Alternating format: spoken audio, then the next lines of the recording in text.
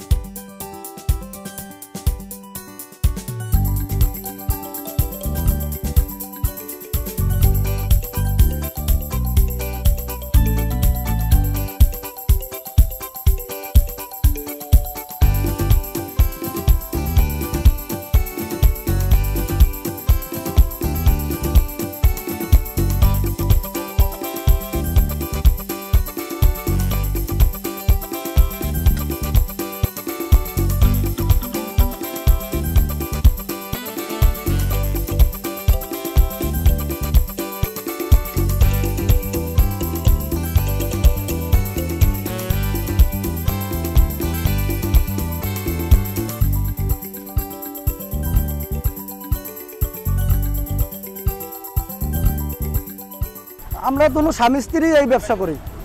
দুনো স্বামী স্ত্রী বলতে আমি বাজার করি, এখন এগুলা শেষ করিয়া ওখান থেকে আমরা এগুলো সব পরিষ্কার পরিচ্ছন্ন করব, তারপরে আবার ভ্যানে উঠাবো, ভ্যানে উঠে বাসায় যাব, বাসায় যাইয়া ওগুলো যাইয়া আবার বাজার করব, বাজার করার পর আবার আরেকটা বাজার যাব, আইন তারপর দুজনে একত্রে বসবো, বসে তারপর কোড়াকাটা করবো, তারপর আমি কোড়াকাটা করবো, উনি আবার একটা একটা ধুইবে, আমি কুটি কুটি দিব, উনি আবার একটা একটা ধুইবে, ধুইয়া সম্পূর্ণ ধুয়ে যে কমপ্লিট হইবে তারপরে উনি যাবে চুলার পাশে, চুলার পাশে যাইয়া একটার পর একটা বসাইবে। তবে বসাতে বসাইতে একদম সব কাজ শেষ করা প্রায় 2টা 2:30 বাজে যায়। 2:30টার পরে উনি ঘুমাইতে যায়, আমি আবার চুলার পাশে যাই, যাইয়া ভাজা পরে আরও টুকি ডাল রান্না সামান্যগুলো আমি রান্না করি, তারপরে যাই রান্না সব হয়ে যায়, ভাত বসাই, 3-6টা ভাত বসাই, ওইতে প্রায় 8টা 9টা বাজে যায়। তখন আবার ওনারে ঘুম দিকে আমি ডাকি যে তুমি এখন ওঠো, উনি উঠলে আবার এগুলো বেঁধে দেয়, বেঁধে দিলে আমি আবার এগুলো করি কি বাইন্দে বুঝে আবার একটা একটা করে ভ্যানে উঠাই, ভ্যানে উঠাইয়া তারপর আবার সাজাই আমি আবার এখানে নিয়ে আসি, আস্তে আস্তে 10টা 10:30 বাজে। 10:30টার পর আমি একদম 1টা পর্যন্ত একা একা করি, তারপর উনি আসে, উনি আসলে আবার আমার সাথে হেল্প করে।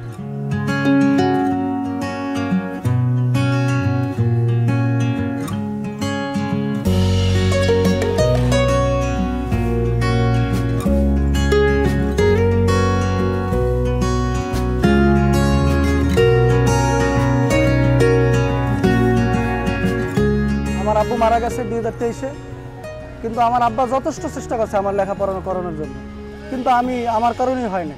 আমার আব্বার স্বপ্ন ছিল যে আমার একটা সরকারি চাকরি করাইবে, কিন্তু আমি আসলে পারিনি। আমি পড়াশোনা ক্লাস 5 পর্যন্ত করছি, কিন্তু 5-এ পড়লে মাশাআল্লাহ আমার লেখা মানে হাতের লেখা বা মেধা শক্তি অনেক ভালো, আমার মানে সবাই বলে, আমি নিজেও বলি, কারণ আমি আর নাহলে এত দূর আগে যেতে পারতাম না।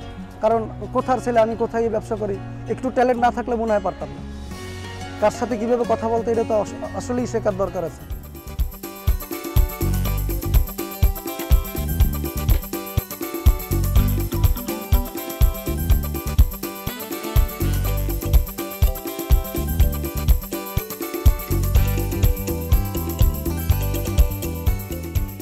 আগে প্রথমত ফার্স্ট বরিশাল রয়্যাল রেস্তোরাঁয় চাকরি করছি, সেখানে মাসে 100 টাকা বেতন ছিল। পরবর্তীতে আমার বেতন বাড়াই করলে 200 টাকা, পরে আবার বাড়াই 250 টাকা করলো। তখন যে 250 টাকা আমি পাইতাম, ওই টাকার থেকে অনেক টাকা আমি মানে আব্বরও দিতাম, আমি নিজেও থাকতাম, তারপর অনেক টাকা আমার অবশিষ্ট থাকতো। আর এখন মনে করেন এখানে আসছি ঢাকায়, করোনার 6 মাস আগে আসছি, আসার পরে এখানে আমার 4 দোকান ছিল, এই যে লাল বিল্ডিংয়ের এইখানে 4 দোকান দিয়ে মোটামুটি ভালোই বেচাকিনা করছি। পরে এক পর্যায়ে আমি অসুস্থ হয়ে পড়লাম, এই ইবনি সিনায় আমার হার্টের সমস্যা, প্রায় 2.5 লাখ টাকার মতো গেল। তো সব মিলেই আমি আর কি একটু ঋণগ্রস্ত আছি।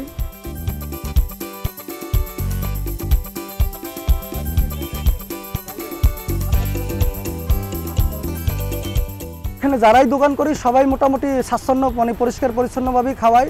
আমাদের এখানে আছে পাঙ্গাস মাছ, পোয়া মাছ, ডিম, মুরগি, পাতলা ডাল ভর্তা, মানে বিভিন্ন রকমের আইটেম থাকে, মোটামুটি কম পয়সা মানুষ খেতে পারে, এই জন্য আমাদের এখানে আসে। আগে 2500 টাকার বাজার করলে মোটামুটি 3000, 3500, 4000 টাকা বিক্রি করতে পারতাম, সেক্ষেত্রে দেখা যায় আমার ভালো প্রফিট হইতো।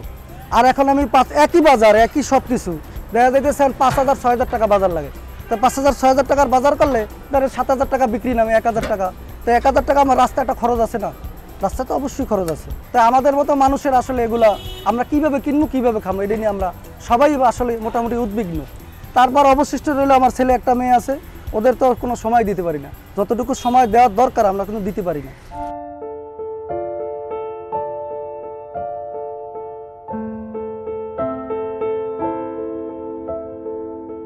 টাকা পয়সা তো সবাই ইনকাম করে, কিন্তু ছেলেমেয়েরে প্রতিষ্ঠিত কয়জন করতে পারে? কিন্তু আমি এমন একটা ব্যবসা ধরছি, আমার ছেলেমেয়েরে আমি দেখভাল করতে না ভালো মতো এই ব্যবসার কারণে। আর এটা যদি না করি তাহলে তো আমার পেটে ভাত দিতে পারবো না। তাই আমার ধারণা যে আমি বেশি দিন ব্যবসা করবো না, কারণ আমার নিজের শারীরিক সমস্যা তো। দেখা যাচ্ছে 4 বছর আনে যদি করি, করলে মোটামুটি 2,000, 5,000, 20,000 টাকা জমাইয়া আমি গ্রামের বাড়ি যে একটা চার দোকান বা একটা ছোটো একটা দোকান দিয়ে বসবো। আমার ডাক্তার বলছে যে আপনি একদম কম হলেও 8 ঘন্টা ঘুমাইবেন, কিন্তু আমি 2 ঘন্টা ঘুমাইতে পারি না।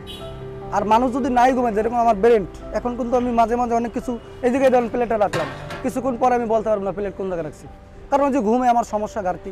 এগুলো আমার ব্রেনটির উপরেও চাপ পড়ে, প্রেশার পড়ে। একটা সময় আমি 5 বছর আগে কী করছি এটা আমি বলে দিতে পারবো না। এখন যে অবস্থা, আমি 2 ঘন্টা কি পিছিয়ে কী করছি আমি বলতে পারবো না। এর কারণ হচ্ছে ঘুমের কারণে, পরিশ্রমের কারণে।